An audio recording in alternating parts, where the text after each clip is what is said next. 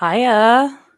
How are we all doing today? Welcome back to Normal Island Live. I am Sneakcret, and I'm happy to be hosting you for tonight's show. Normal Island is the live show where we try to highlight the stories that may not make it into legacy media headlines, but for the stories that do, we try and provide a more progressive perspective on those stories. So, if you're joining us for the first time tonight and you think that we're biased, it's because we are. We are always looking for new stories. So if you think we've missed anything, just let us know what you'd like to see covered in the show by messaging us over at Turn Left Media on Twitter. You can also keep up with us over on TikTok and Instagram, as well as Turn Left Media. So, what do we have on the cards for tonight? We have three stories that we're going to be focusing on today. First story: Israel has officially moved to notify the UN of their ban on UNRWA after passing two votes in the Knesset that would prevent the aid group from operating throughout Israel. We're then going to go into a little bit of a deep dive on a specific aspect of the budget, specifically what the underfunding of special educational needs means for disabled children. And finally, we're going to be spending a little bit of time talking about the continuation of the culture wars. Keir Starmer has today declared that small boats are a national security issue, and he's bringing in counter-terror powers in order to combat the so-called smuggling gangs. We'll be going into that in a little bit more detail. I'm very excited for tonight for us to be joined by a fantastic guest for these stories.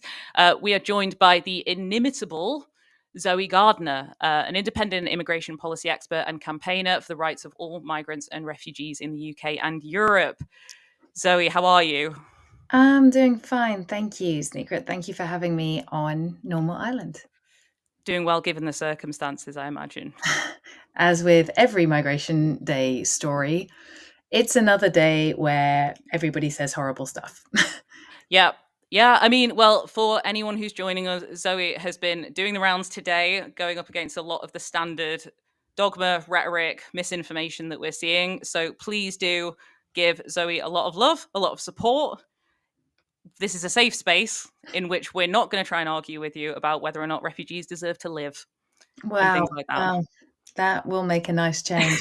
I gave a talk to a group of French community in the UK the other week, and I realized that it was the first time I'd ever done sort of a public event where I wasn't asked why they can't all stay in France. Wow. Yeah. Yeah. I want to sound surprised, but I've seen, if anybody follows Zoe over on TikTok, on Twitter, anything, you will see the amount of nonsense that she is campaigning against day in, day out, the amount of misinformation that you're constantly trying to combat. Thank you again for just everything that you do, and also for joining us for tonight's show. Well, thank you for having me, and thank you for running a safe space to talk about politics from a very biased lens. I love that. Fantastic. Yes, everybody do please give a warm welcome in the chat. Ask any questions that you'd like as well. What we'll do tonight is we'll go through, I think, the first couple of stories, and then we'll take a little bit of a pause to go through any of your questions or anything that you want to talk about. Before we jump in, I also want to say a huge thank you to all of you who are joining us, all of you who are watching, joining our community, either as a Patreon supporter, through YouTube membership. We are a growing platform, but we're still all voluntary in our hosting, our guesting. Everybody who contributes to the show is doing it because we care about these stories and the voices that we're bringing. So anytime that you are able to support, even if it's things like sharing the stream, just following us on social media, becoming a member, or contributing to our work over at turnleftmedia.co.uk/support. Anything and everything is appreciated. I love you very much. Thank you again. If everybody's ready, we'll do the usual deep breath. Let's get into the headlines. Story number one for tonight. We've been following this quite closely, but today Israel has officially notified the United Nations of its decision to cut ties with its agency for Palestinian refugees, UNRWA, as the UN agency have warned of an impending famine in Gaza.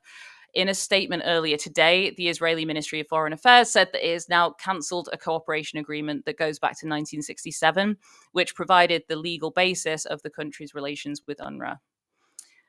This is a story that, if you've seen, we've been following very closely. Are we surprised? Sadly, no. The Israeli government have shown time and time again that they're happy to slander, happy to undermine, and happy to actively target UNRWA in the work that they're doing. For reference, for the last 60 years, the UNRWA has been providing education, healthcare, other basic services to Palestinian refugees that were displaced during the original 1948 war that surrounded Israel's creation, and also supporting their descendants, who now make up 5.9 million people. Of those refugee families, they make up the majority of the 2.3 million population in Gaza, 9 out of 10 of which have been displaced.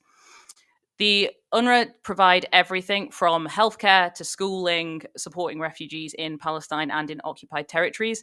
They have been very heavily targeted as part of Israel's genocide.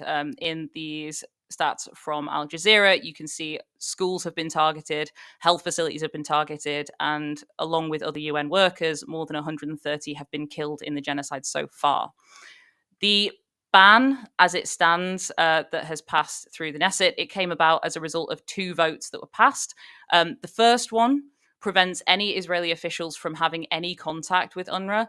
The second of these is banning them from carrying out any activity within Israel's borders.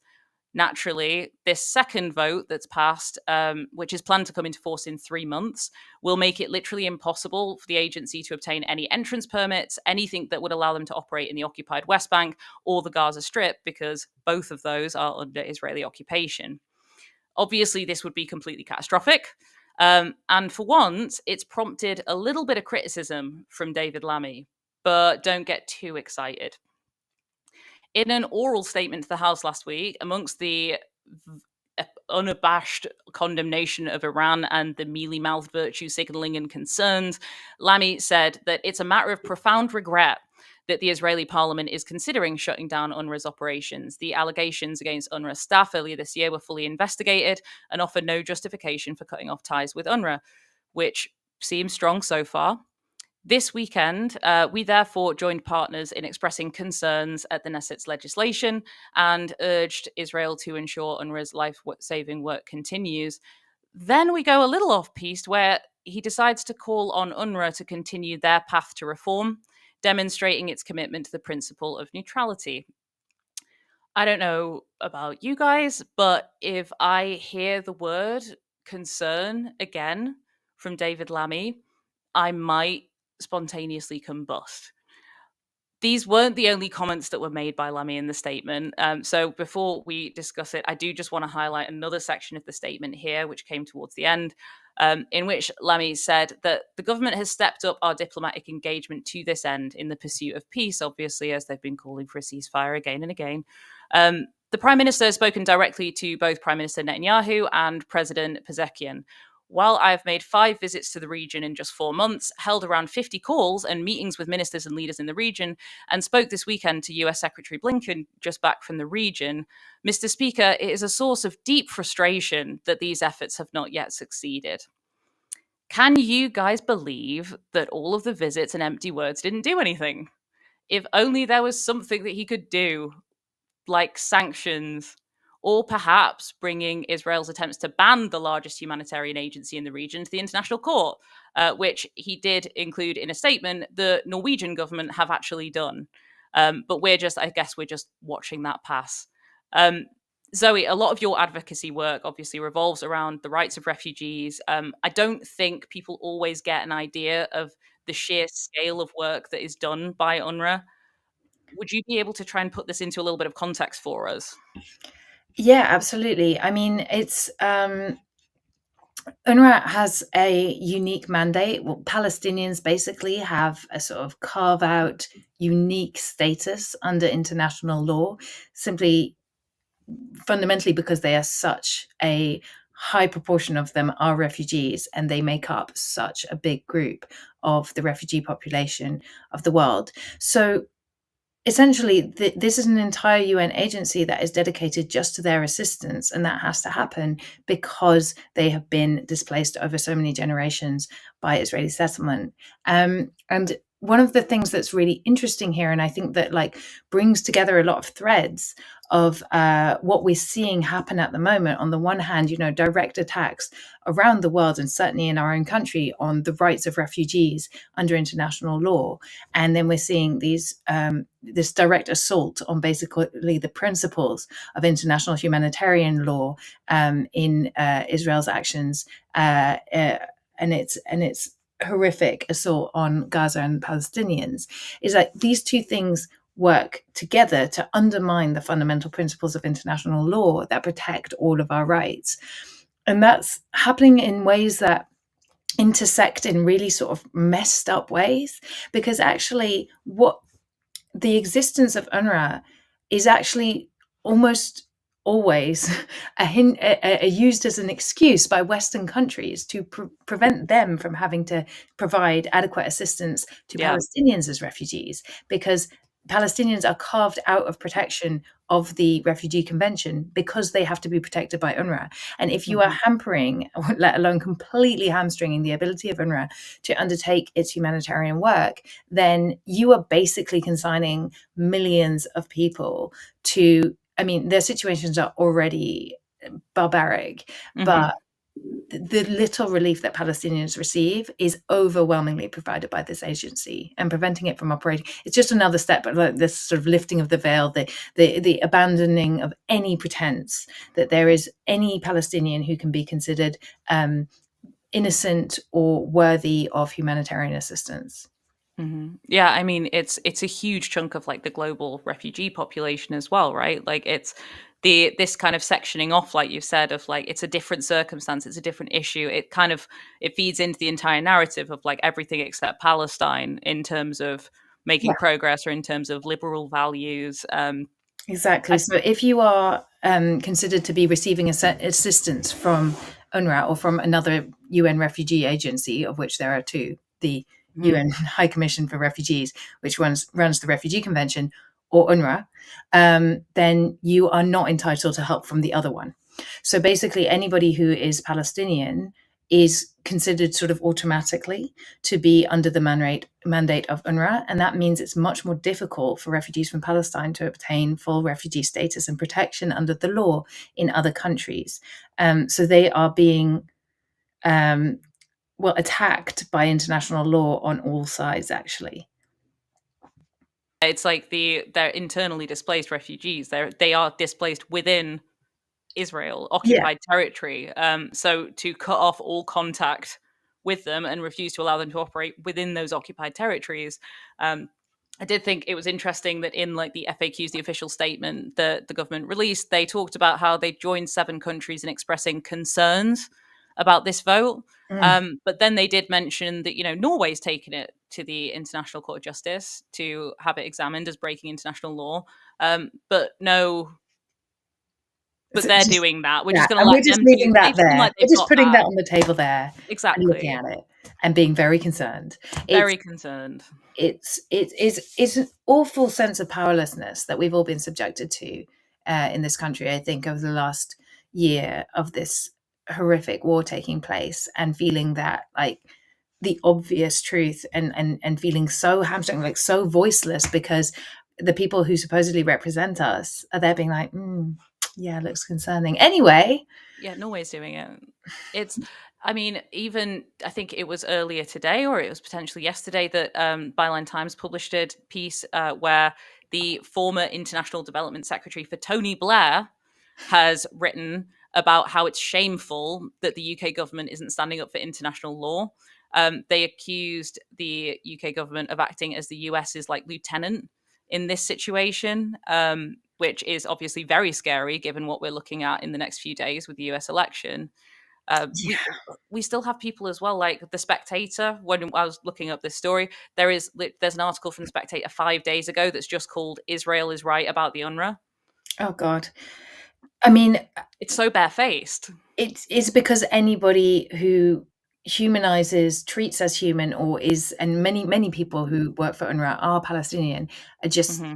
have to be completely dismissed. Their voice cannot be accepted to tell the truth, and their humanity cannot be accepted, because it would make everything impossible and unbearable. Yeah, I mean, I've been working here in the UK just on the sort of like hypocrisy front. I've been working with a group of Palestinians who are here based in the UK, whether they're British nationality or they're here on a visa or they're here with Hmm. refugee status, and they all have family members in Gaza, and Yeah. they are asking for the same provisions to be made for their family members to be able to come and reunite with them here in the UK as was made for Ukrainians. Hmm. And of course, we can't treat these two groups of people as though they were equally human, because if we do, then everything becomes Then intolerable. it looks really bad. And and these are British Palestinians. These are and there's so few of them here in the UK, because Hmm. again, because of that distinction that carves out the rights of Palestinians to be able to seek safety in other places of the world. There are so few of them. We're talking about a few thousand people, all told, to protect all the family members of British Gazans, just Hmm. while it is unlivable there, and that's too much, because they get such horrific hatred Hmm. when they're like speaking up and advocating for their cause. Um, it's just, and it really is a microcosm of what we're seeing about like the growing racism and division in our society. Palestinians are always at the sharpest end of this. Hmm. I think actually that ties in to. I'm going to drop a link in the chat in just a second to um, a group called Amplify Gaza Stories, which is partially run by a Palestinian Mancunian activist who's living here in Manchester. Absolutely wonderful. I think I've shared this link before. But yeah, I mean, it does feel like the actions that you can take again and again, like it feels it's very easy to get desensitized to it. There is in this link that I'm sharing, it's got like a bunch of like immediate actions that people can take to support, whether it's writing to your MP. I mean, I know we're all getting tired of writing to our MPs about these things, but boycotting BDS and other kind of more community funded actions that you can support. You can also, of course, go over to the UNRWA website and support them there. I don't believe there's been a full official statement released yet in response to what Israel have done, but there has been, I think the CEO, not CEO, director, has made a statement on Twitter as well. So we'll drop a couple of links in the chat for that too. Um, Thank you very much, Zoe. I'm going to jump us into the next story, which is around budget. Now, if you guys saw yesterday's show on the debrief, you'll be aware that I am not the CEO of understanding a large amount of information in one place. I'm also really bad at maths. I'm just going to be honest with you. The budget is bloody massive. My brain is puny. So rather than trying to cover everything that we heard about last week, I wanted to instead focus in on a specific issue around special educational needs funding and what's been announced. Um, it's something that's close to my heart as a neurodivergent person, but also from politicians and councillors just outright publicly denying the impact of disorders like ADHD and autism, to research showing that England's 1.6 million disabled school children are 3 times more likely to leave school with no qualifications, the massive underfunding of special educational needs, which is referred to as SEND, and other support for young people was addressed by Rachel Reeves in the budget last week, with the announcement of an additional 1 billion in support. However, a recent piece from Open Democracy referenced local authority research that demonstrates why exactly this is nowhere near enough to be giving these kids the bare minimum of support. In this report from the County Councils Network, they predicted that deficits in SEND funding risk bankrupting almost 3/4 of England's largest councils by 2027. The current deficit, to be aware, is sitting at 4 billion, and that is expected to grow to 5.7 billion next year. In the report, they also reference an explosion in the number of young people needing specialized support in schools, and they do again talk about the cost of this support. Now, the thing that I want to kind of highlight here is this rhetoric of another broken system. It's not new, but it is scary when you're talking about the needs of disabled children, and children who are neurodivergent or in other ways vulnerable. Alongside these culture wars that we've seen recently around like overdiagnosis of neurodivergence, around the dehumanization of the disabled and vulnerable in our country, to nothing more than really being seen as a financial burden. Very easy out for politicians that only want to talk about innovation and transformation if it includes some sort of private contract. Now, Open Democracy's coverage referenced one example of just how brazen and widespread this ignorance is when it comes to school children. In this article, they mentioned that earlier in the year, in a meeting this year about the rising cost of council support, three Conservative councillors at Warwickshire County Council made extremely ableist comments about children identified as having special educational needs. The councillors dismissed the existence of neurodevelopmental impairments such as ADHD, literally just outright said that they didn't exist. They blamed social media use and parenting skill shortages. They suggested that affected children are just really badly behaved, and need some form of strict correction. One even seemed to advocate for the exclusion or institutionalization of disabled and neurodivergent children, saying that we should return to historic ways of dealing with them. There's a good point in the chat here. Might as well calling them economically inactive is another phrase that we've heard a lot of. Zoe, one of the major points that was made by disability rights campaigners and groups around this budget wasn't just that the commitment of 1 billion wouldn't come even close to plugging the gap that needs to be filled for these children to get the bare minimum of SEND support in the first place, but also that a lot of these challenges could be solved by actually just creating a more inclusive education system overall. However, when we talk about transformative change with the government, I feel like I can hear the private contracts like waving in the background. What are your kind of thoughts when it comes? It feels like another case of we either have to spend loads of throw money at it and private contracts, or we just write it off as broken. Absolutely. I mean, I think you've really hit the nail on the head with that thing about like you can point to any fundamentally important part of our society right now, whether on a macro level of like the justice system or a smaller, more specific level like legal aid, like, and say broken, because it has been broken, and it has been broken by underinvestment. While, and I know that I'm preaching to the choir here, but while the richest people in our society have grown immensely much more wealthy, because that wealth has been transferred from the public sector into private hands, and that money needs to be clawed back. Like, we cannot accept this narrative that there just isn't enough money for disabled and neurodivergent kids in this country to get the education and the support that they need. That is just, it's just a simple red line. It should never, like, it should do for any government straight away if they are saying we're unable to provide for disabled kids. Full stop. Like, there is no point in a state if the point of the state is not to protect disabled kids. And so what we really, really, really need to do is start looking to the future, because I feel like that argument can only possibly be made by an administration that is thinking in terms of 5 years. And it is thinking of like, where will the budget be and how will I balance the book in 1 year, in 2 years, in 3 years, in 4 years, in 5 years.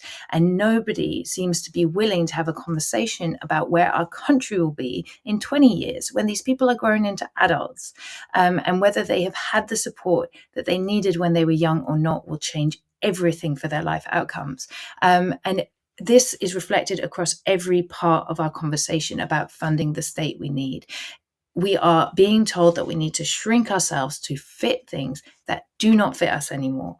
And we are being told, and in so many ways, that we can't afford it. And every new thing that you talk about, whether it's disabled kids, whether it's refugees, whether it's any of these things, it ends up being, oh no, we only have this much. Like, if we stop here and say we've only got this much, then the country is going to just, like, that's it, like, turn off the lights for the last one who ages out, turn off the lights. Like, we have to imagine and talk like we have a future for the country for decades and generations to come, and therefore we don't have enough. No, we need to build more, because there will be a future. These kids will grow up. There will always be more disabled kids who need that support. And so it's not a question of saying, oh, well, we can't, because the country goes on for more than 5 years. These people's lives go on for more than 5 years.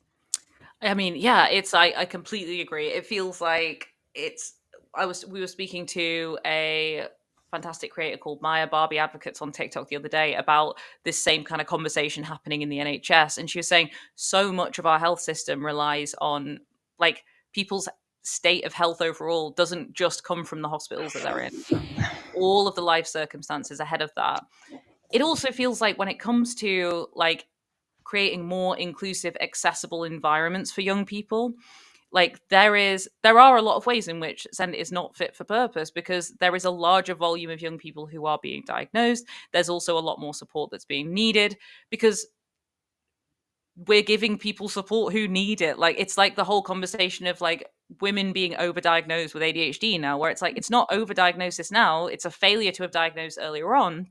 And it's almost, to me, it may sound a little skeptical. I mean, I do often believe that, like, it's not an accident that they underfund certain areas, but it feels a little bit like the same kinds of discussions that we see about inclusion and accessibility in the workplace, where acknowledging that these things are real and that this support is actually needed would mean that businesses have to actually make those adjustments, and those adjustments would benefit everyone. Like, we know when it comes to inclusive and accessible workforce and processes, they don't just benefit the people who directly need them, they benefit all of us, because it's a better way of working for people. But they don't want to have to go through the hassle of making those adjustments. So instead, we'll just say, okay, well, it doesn't exist, or sectioning off the needs of specific staff, or sectioning off the needs of specific young people. And I feel like that's how we end up with this rhetoric again and again. The Tories say it openly, they just say it doesn't exist. Then the Labour Party don't say it openly, but say, oh, that's the best we can do. Just refusing to acknowledge those needs overall allows them to just continue to let things like Send just, like, limp on. But that's And so right. And your comparison, I think, to the workplace and like making adjustments so as to enable women to fully participate in the workplace is such a pertinent one, because I have a brilliant friend. Her name's Anna, and she's a fantastic campaigner on disability rights. And she's a researcher at UCL on these issues. And one of the things she did was she traveled around the world to see different, like, disability. There's a bit, it sounds like a tangent, but I feel like it really addresses with this. you, I'm following. She traveled to India to a disability rights charity, and she went to their office. And the office is set up, so it's a charity that helps wheelchair users. And the office is set up with ceilings that are essentially too low for somebody who's standing upright, and chairs and desks that are set at the level for wheelchair users. And so if you are not a wheelchair user and you walk into that office, you have to awkwardly sort of squat your way in and Right. feel out of place and not be able to perform to your best ability in that office and feel made less able, right? Yeah. And the point of that is that it isn't people's disabilities that prevent them from being able to be fully part of our society. It is the way the society is designed for people with certain abilities that creates the barriers that prevent people from being able to do all the things that they want to be able to do, and to, and not that people's value is based on contribution, but to be able to contribute and to be part of workplaces and so on in the same way. And I've had that argument with someone who just, said to me, like, why should women, surely if women are as equal to men, then we shouldn't have to make, special adaptations so that they can fit in the workplace. And it's like, the workplace was designed for men, and that is why. It's not because women aren't good enough, it's because you have made a workplace that does not fit us. And it is the same with, like, our schools and our society. Our society is made in a way that doesn't fit disabled people, but that doesn't actually mean that they are incapable of achieving any of the same things. If we had a society that was built to recognize the simple reality that people are neurodivergent, that people have all sorts of different abilities and disabilities, and that we need to actually get the best out of that, and that does involve making changes, like quite fundamental changes in some ways, to how our society is set up. Yeah. I know. I mean, I think the example that Maya gave was around like installing a wheelchair ramp in a school, like very, very basic. Installing a wheelchair ramp doesn't just help someone who's in a wheelchair. It helps someone who's got a pram. It helps someone who is elderly, can't manage steps. It helps a lot of different people. Things like 4-day work weeks or flexible working. We know they benefit organizations overall, but it would allow for less control and it would allow for essentially cracks in the plaster. I've forgotten the phrase for it. It would enable the cracks to show essentially in the existing system that we have, Yeah. and once those floodgates open, to move on to an analogy that I'm more comfortable with, it would make it's far harder to stop. So it's Yeah. almost like there's this just refuse to acknowledge it for now, and then surely we can just wish it away, or we Yeah, won't well, see it. exactly. It's this idea that if we do not provide services for kids with special needs, then like, that this will like what happens? Like that they just yeah, yeah, this will go away. No, of That's course on not. them. And then as they get older, they'll age out of school, and then we'll blame them for being Yeah, economically yeah, we'll inactive, and blame then them we'll refer for them to relying on the welfare GWP, state. and Yeah, that'll be a and then we'll whole cut their different benefits situation. and we'll send them round to the job centre more and more often, more times a week, because that will help. It's Um, yeah, and it will it's all cost, your average taxpayer way more. But like yeah. it also it's yeah, and it is across the whole of society. I mean, like right now we have a situation where like it's local councils that will go bust because of this, and the reason is because our local councils have become like the social care system of our Mhm. country. Like the vast Yeah. majority of your council tax goes to elderly or child social care. Did you like that's insane? Yeah. No, well, yeah. I mean, it's the same as when we talk about like It's also the fact that we're in a situation where people are in cost of living crisis. People aren't able to support each other as much, so we rely more on the state because people don't have that capacity to do all of those things that we used to do. Parents don't have the ability for one person to stay home and just focus on childcare, so you have greater needs that come with it. It's very hard not to see it as like purposeful disenfranchisement of people Yeah, when I think for me, and I don't know, I'm sure in the chat, people in the chat are actually just talking about how to do a revolution. So we'll go to that in just a second, which okay. does happen sometimes. Um, it does feel like it's almost seen as and reported on as like inefficiency or Yeah, like, oh, it's inadequacy. Like, oh, these people are like unqualified to do these jobs. I think they are. I think they've made very specific choices to underfund and not support areas where people are most vulnerable, um, which will tie into our next and sort of final story as well. Um, I do want to go over to a little bit of the chat actually, and see what we have to say. Um, let's have a little run through of your thoughts so far. And Zoe, will bring you up for this actually, because this is, I think some of these are just going to be people celebrating that you're here. hey. We do have a lot of support for you in the chat. A lot of people who are very happy to see you. Someone did say, too sane, speaking too much sense. You can't be allowed on No, TV. they'll lock you up for that these They, days, right? I mean, yeah, we did. I actually saw the story today about the pro-Palestine Jewish historian who's actually been arrested for a speech for anti-Semitism. So So the world makes sense again. yeah, all making perfect sense. But if we go through, there we go. Lady speaks far too much sense. So we do have couple of comments around around the lack of inclusivity, car seats and seat belts modeled on the average male. um, we've also had a good comment from Scott around if they're culling disabled adults, why would they care about disabled children? um, they see able-bodied people as nothing but kind of worker drones, and then disabled people are like an economic sink. And I think that's what made me a bit nervous with that report, is that whenever you demonstrate how badly broken a system is and how much trouble it's in, we've seen it with the NHS. The excuse is essentially, oh, it's really badly performing, rather than We're going try to and actually do privatize. something. Yeah, let's privatize it. Let's bring some innovation to it. Let's have test and trace or whatever the hell, like competitive markets Let's around it. introduce some AI decision making. Exactly. Let's bring AI decision making in, see what we can do. Whereas I think this is speaking around UNRWA, best we can do is make sure the money that we spend and the efforts that we put in are directed at the things we support.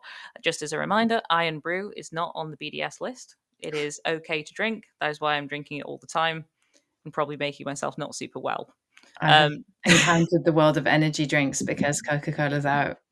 Really? Yeah. Is this your first time with energy drinks? Yeah, pretty Oh much. I boy. never had before, and I absolutely love them. I'm very scared.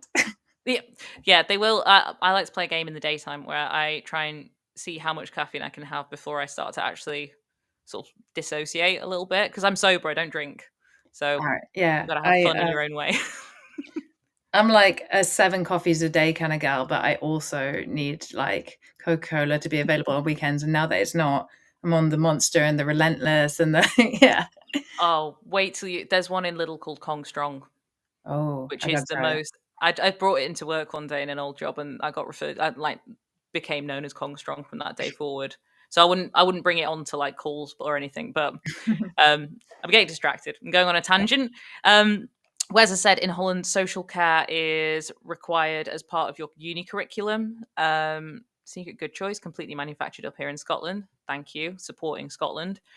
Um, they get free education there. Their kids need that time to do part-time jobs. I mean, this is another part of it. This is part of what makes it all feel purposeful in the sense that when people are kept on very limited free time, when people are in a state of like survival mode, trying to just get by with what they can do, it's almost like the same as these ridiculous comments that you get on social media where it's like it's time wasting. The whole point is to get you into this frantic state of survival that means that you stop thinking about the collective good or like the longer term positive progress that you can see. Um, and it does feel like this really feeds in terms of like we're just going to underfund this service for disabled kids, and then as it goes it'll continue and more people will then turn into culture wars because they'll need something to blame, they'll need some sense of superiority to help them feel better about the situation they're in. It just Yeah, yeah.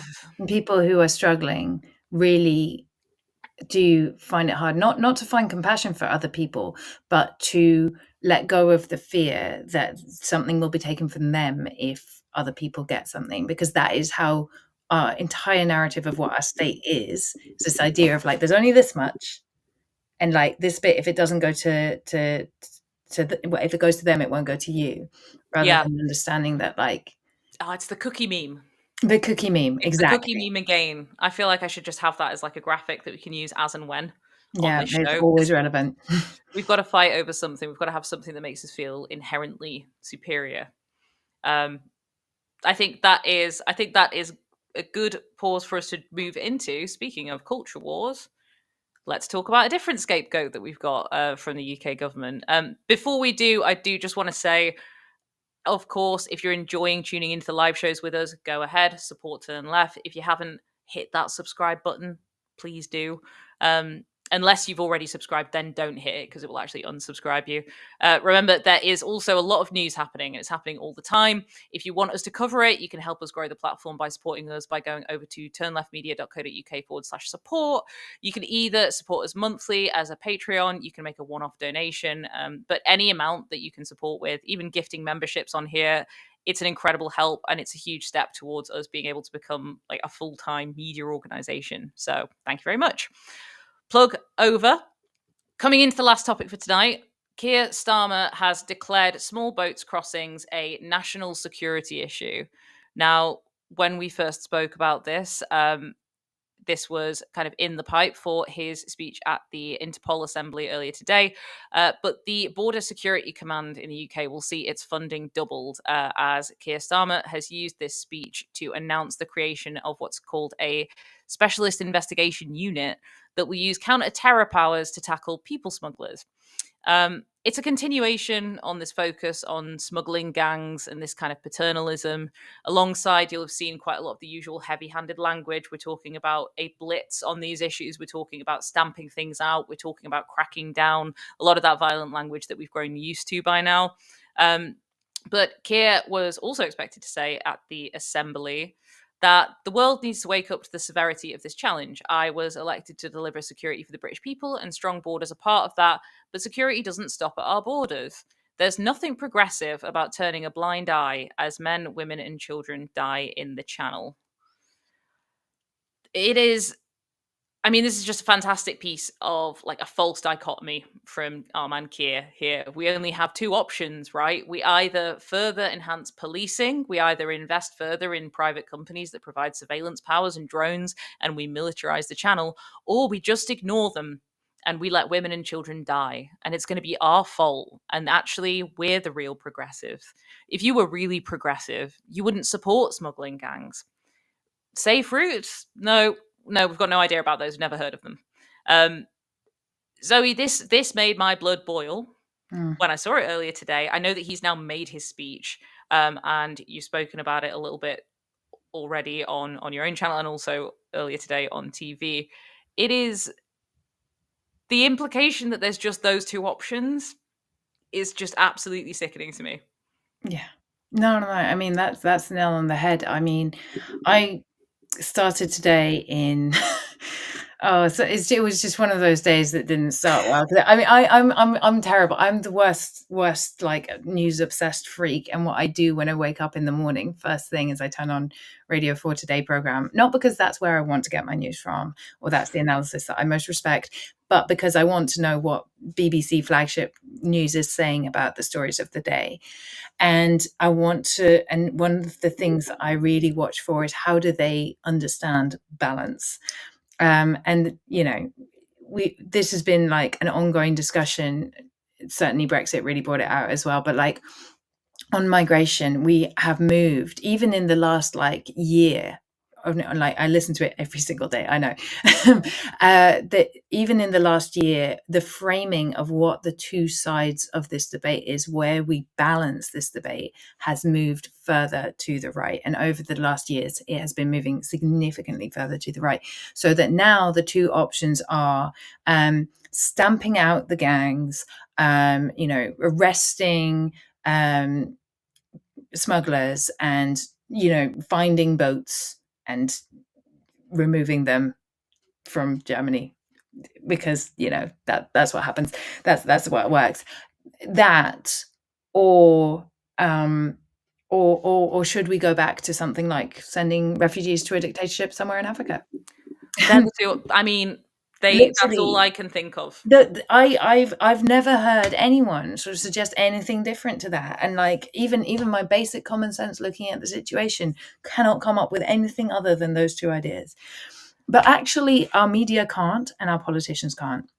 They This is won't. they won't. They know perfectly well that. I mean, listen. This is not rocket science. You offer people a safe way to cross. That's the solution that stops people dying. That's the solution that ends the smuggling trade. However, the problem is that the question we're asking is totally dishonest. We're not asking Mhm. how to stop the boats. We're asking how to wash our hands of refugee protection in the UK and not have to deal with any of them foreigners. Yep. And those are two different questions. And the truth is that we have an answer to the how do you stop the boats? How do you stop people from drowning? How do you stop people from taking irregular journeys? But there isn't an answer to how do you make them brown people disappear? That Mm. there's no solution to that. And so when they go, oh, there's no solution, that's what they mean. There's no solution to that. There is a solution to stopping people from drowning in the channel. And what we're doing right now, and specifically why like what Starmer's doing is so completely just wrong on a very, very moral and basic human level, is that he knows this. He knows this because he has lots of advisors who do a lot of research for the Home Office. So if I know this, I Is guarantee you that he knows this. We have increased the death rate massively in the channel. We have the most deadly year on record in the channel. A minimum of 57 people have drowned this year. And we only count the bodies we find. We do not count the people who just disappear, right? So just let that sink in. We have seen all the organizations operating on the ground in northern France say directly, this increase in deaths this year, where we're seeing week in, week out, men, women, and children dying, is caused by this increase in patrols, by the increase in surveillance, and by the increase in technological advancements at the border. So the increased use of drones and infrared cameras and all of this stuff that what Starmer's saying that we're going to pay for more of today, that is directly causing people to die, because what it means is people are leaving from more dangerous parts of the coast where they are less likely to encounter a patrol. They are leaving at places along the coast where they have to make a longer journey, or where the water is deeper directly next to the shore. They are piling into one boat more people because it is more difficult to find a time to launch without getting caught. And that is directly causing the deaths that we are seeing, including, I mean, I could list people's names, people's ages, like these are every single one of them a person whose death actually matters as much as a British person's death, as much as your friend's death, your mum's death, your child's death. That's actually how much it matters. It's not any less, and we act like it's less, and we act every single time when there's a new one like it matters less than the last time. Mm-hmm. And yeah, I mean, it's on it. Like, I think it was like early last year. I was listening to a like interview with someone, like someone like a call in on like LBC or Radio 4 or something like that, and someone literally just said like, "Well, they're gonna have to learn, and that might mean people die." And I was like, "That's where we're at. We're Mm. at the point now where it's like, well, people should, I guess, like." And especially, I think what I find really insidious about what Keir Starmer is doing now is this focus on this concern about Mm. these smuggling gangs. Like, these smugglers are the people that we're trying to, because it's so sad that these people are dying, and that's why it's like, but it's the human traffickers and the smugglers that we're trying to get at, and that's why we have to increase policing, and that's why we're going to arrest people and have harsher sentences. And if you actually look at what that term smuggling now means in the UK justice system and in Europe, there was the Open Democracy coverage of this. They were saying that in 2023, 244 people were charged for illegal arrival in the UK, and out of that, 86 of them were alleged to have steered the boat. Yeah. Like, steering a There boat is no smuggler counts who too. ever gets on one of those boats. There is Like, why nobody. would they? Of Like, course they it's wouldn't. Why on earth would they? The person with their hand on the tiller who has been caught by a drone on, with drone footage of their hand on the tiller. So this is where this story starts today. It's like, we're spending more money on these technologies to further patrol the border. mhm. That person is very often the most vulnerable person on the boat. In all cases, they're just asylum seekers, all of them, just like people who are seeking protection. But what happens is, in order to make that crossing, you have to pay the smuggler. And if you have run out at that stage of any family member or any friend who you can ask to borrow that last bit of money to make that crossing, then the smuggler can force you to put your hand on the tiller and be the one to steer the boat in order to get that crossing for free or at a discounted rate. So these are Mhm. actually the people in the worst situations of all. And then we say, oh, look, hand on the tiller, facilitating illegal You're entry. a smuggler. And they throw these people in jail.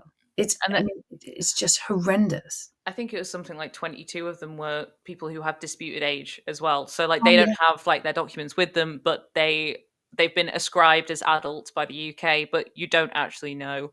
There's also like this whole condemnation of these people as being these smugglers. Well, it's the smugglers that we're going after. Like you said, like it wouldn't make any sense at all for these trafficking gangs and these smugglers to ever get on one of these boats, but people are getting arrested for it. I think also, again, it ties into this whole thing of where the money is, like you were saying. Even when people complain about like the asylum system, oh, it costs so much. The UK spends 30% more per asylum seeker in terms of housing and everything because our processes are so encumbered, and we let private companies make huge amounts of money off it. Something like 63 million that like Clearspring made Yeah. last year in providing asylum housing for disabled asylum seekers that had rats in it, where people had to like beg for toilet roll from the staff. Like, and it's like, oh, but they're costing too much. And it's like, let's Yeah. what's made like why would I almost feel like people are they're so close to having the point when they say things like, oh, well, the government says that they don't want asylum seekers, but then they allow them. But it's not because the government secretly loves asylum seekers and wants to help them. It's No, because they're a source of profit. They're a source of private contracts and they can funnel more money away to them. And then they're absolutely. also an easy scapegoat to blame. Like, Of course. Why don't we have housing? Those asylum seekers that we put up in squalid shared accommodation and pay somebody so much for, that they have become a billionaire and entered the Sunday Times rich list. This is Graham King, who is the head of Clear Springs, which is, yeah, that company that you mentioned, has a private contract with the Home Office to run asylum accommodation. And he has been, I mean, the dystopia of that, to become a billionaire from the despicable housing that you provide for asylum seekers who are trapped in a system where they're not entitled to work, and who are used as the scapegoat for the fact that we don't have housing in this country. I mean, like the layers of disgust that I feel at the system. And it's not just house accommodation providers. It's, as I say, it's the drone companies, it's the surveillance companies, it's the arms companies, it is the French government, which, you know, we pay hundreds and hundreds of millions of pounds to per year to fund their border industry. It's also the government in places like Turkey and Libya, even though they don't really have a government. We've just picked one of the warring factions and decided that we're going to pay them money in order to contain migrants. Like, there is a network of actors who benefit from this all around the world. And of course, our politicians benefit from it too, because it is much, much, much easier to say that the reason why you can't get a GP appointment is because of them refugees than to really invest in the health service that we all need and deserve. Yeah, it's incredibly frustrating. It It's is. also incredibly transparent though, and that's the bit I don't get. The bit I don't get is like, Why don't you see it? Why yeah, don't you get it, I guys? mean, there's obviously bad actors, you know, there's people who are using There's this. misinformation. Yeah. Yeah, they're spreading lies.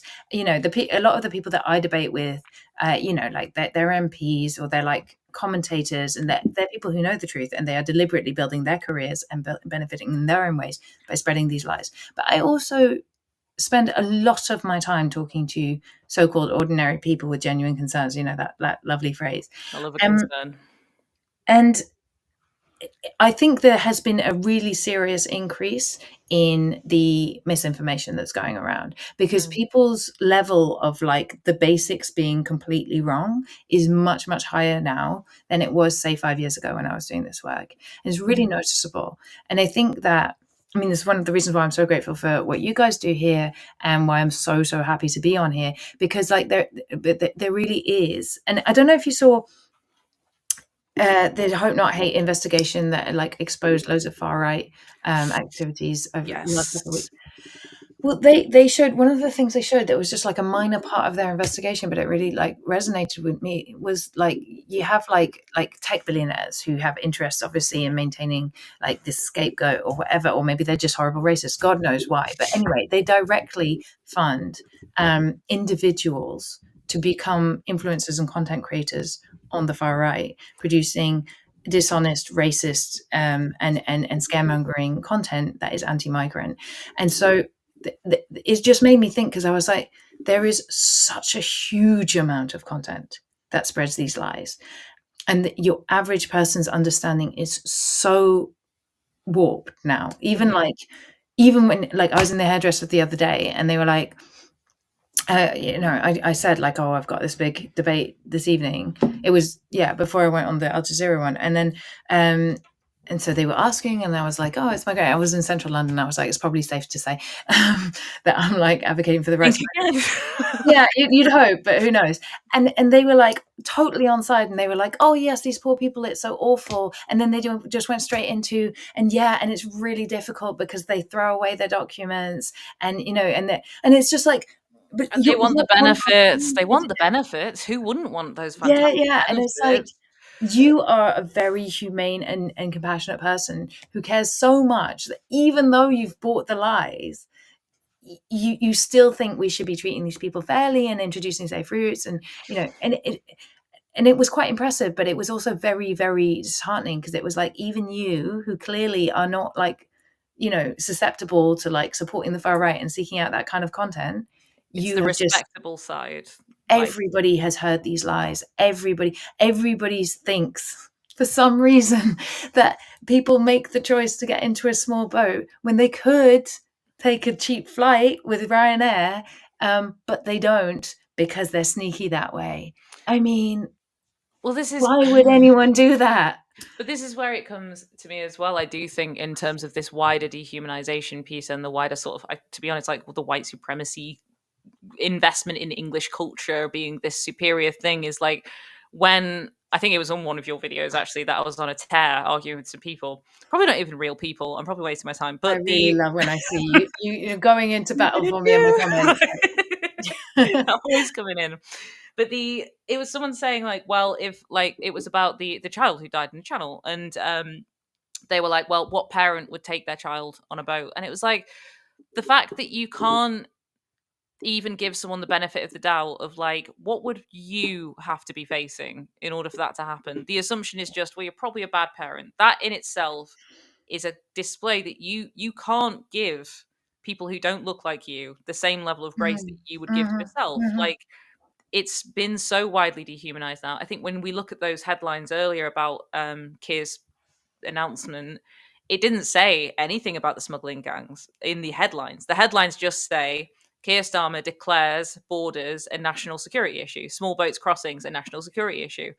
6 in 10 people don't read past that headline. They mhm, just think, yes, it's a security issue. Even if you did read it, you then hear him sharing misinformation about smuggling gangs. But you're getting a little bit closer to the truth, but it's like levels on levels of this paternalism, respectability politics, like same as when we talk about trans people, is like, well, we really care about trans people and we're very mhm. respectful, but we also don't think that you should be allowed to really ever go to the toilet. And Um, similarly, like weaponizing like a faux feminism, right? Like, and I'm just so concerned about the women. yeah, we're concerned Um, about everything but the people that we're talking about this time. Yeah. And like similarly, just as those people are very, very unconcerned about trans women, they are very, very unconcerned about the refugee women who are impacted by the lack of safe routes to be able to find, to rebuild their lives. So, I get it all the time. Oh, yeah, but it was different with Ukraine because they were all women. Why were they all women? Because they had a safe route. And then, like, Makes me want to scream. It just makes me want to scream. And sometimes I do scream. no, yeah, I know sometimes you've got to scream, sometimes you do. And then but, like, then this, like, when I was on Reddit, I mean, it was really bad when I was on Five Live this morning, there was a caller, a woman who was like, "I just wanna speak up for the women." And I was like, "Oh, yeah, maybe this is gonna be good." No, no, no, Nope. um, Just the very because she specific was group of concerned women. about the racist perceived threat of sexual violence from men. And like and she put it in cruder terms than that on the radio. And then it was like, Zoe, come back on that. And it was like, I feel like dying because, like, not only is this horrendously racist and harmful to, the well-being of, like, people of color throughout our country if that kind of lie is being propagated, but also what damage that does to the actual safety of women and girls from sexual violence, because Mhm. it deliberately distract, and it is deliberate. It's like we've been saying all night, this is deliberate. It deliberately distracts us from being able to actually address the issues and the policies Yeah. that would help women be safer and address misogyny in our society that is overwhelmingly perpetrated by the men who know women and who interact with the women in their daily life, right? We are unable to focus on that and to actually get the solutions that women deserve to be freaking safe in this country because of insane, deranged, racist scaremongering like that. That Yeah. that that that that seeks to push us away to look at, no, no, no, look at that brown guy, look at that Look brown at guy. everything except the white guy. Once Yeah, again, look at oh, look everything here. except Maybe the it's the trans actual women. problem. And It's and that creates, and she was there being like, "I wanna stick up for the women in this country," and I was like, "As a woman in this country, you are making me less safe." yeah, And yeah, you are actually creating circumstances where I am more likely to suffer violence because the policies that should be put in place to protect me are instead focused on some guy on a boat. yeah, yeah. Some guy. Yeah, it's the whole kind of moral panic, the whole folk panic of it, the scaremongering, and like it's the manufacturing of it. It's just I want to try and breeze around to something in Something terms of less horrendously yeah, something. depressing. I'm Oh my literally god. you can't see it on the camera, but I'm like grasping the side of my desk in like anger again. It's insanely frustrating. In terms of you do a huge amount of this work, you talk about a lot of this in terms of people. feeling a little bit helpless on things, or things that people can do support. I know that we've had a lot of people in the chat today and over the last couple of weeks saying like things like community organization, things like community activism, or anything that they can tangibly do. From your perspective, what are movements or actions that you think that people can take? Education is a big piece, I imagine, but Mm. from your perspective, what do you see as those first steps for people who are trying to feel less like they're in a state of despair about this? Yeah, Big question. listen, I think it's difficult right now, but I think, like, there is so much that can be done. Hmm. Um, I'm gonna say 2 things that nobody wants to hear. No. Right. One is that, like, I mean, the entire sector of charities that are supporting migrants right now is struggling for funds.